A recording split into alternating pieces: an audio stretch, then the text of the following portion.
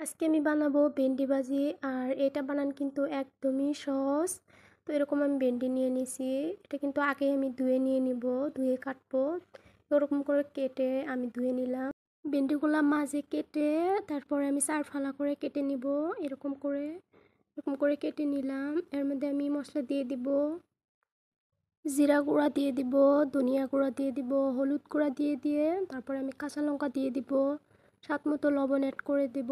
কাঁচা লঙ্কা দিয়ে দিব দুটা, আপনারা চাইলে বেশিও দিতে পারেন।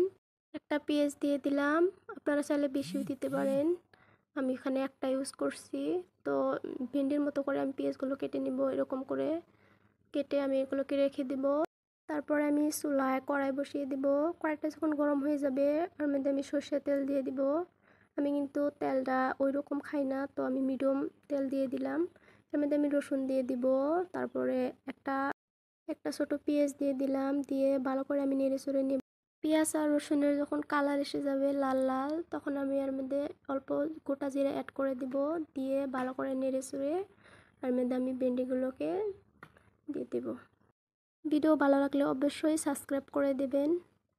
তারপরে এরকম করে আমি নেড়ে চেড়ে লাল হয়ে গেছে। এখন আমি ভেন্ডিগুলো দিয়ে দিব। ভেন্ডিগুলো দিয়ে আমি মিডিয়াম আছে এরকম করে রেখে দিব। নেড়ে চেড়ে আমি ঢাকনা দিয়ে বন্ধ করে দেব। ফ্রিজে যখন শক্ত ভেন্ডি থাকে, যেগুলো আমরা খাই না ফেলে দেই, এই ভেন্ডিগুলো কিন্তু এরকম করে কেটে খেলে ভেজে এরকম করে শক্ত লাগে না কিন্তু। 2 মিনিট পরে ঢাকনাটা খুলে আমি নাড়াচাড়া করে নিব। ভেন্ডির কিন্তু অল্প বেসল বেসল ভাব চলে আসে, তো এগুলো কিন্তু ভালো লাগে না এরকম করে খাইলে। আবারও আমি বন্ধ করে দেবো কিছুক্ষণ রেখে। 1 মিনিট পরে পরে আমি এরকম করে কুচিয়ে নিব। আবারও আমি বন্ধ করে দেব অল্প একটু নেড়ে। এরকম করে আমি 3-4 বার করে বন্ধ করে দেব, কিন্তু বেশিক্ষণ না, 1-2 মিনিট করে রেখে দেব। কারণ ভেন্ডিটা এমনিই নরম, যদি বেশি ঢাকনা দিয়ে বন্ধ করে দেই তাহলে একদমই গলে যাবে। তার মানে যতক্ষণ না পর্যন্ত আঠা আঠা ভাবটা চলে যাচ্ছে আমি এরকম করে নাড়তেই থাকবো।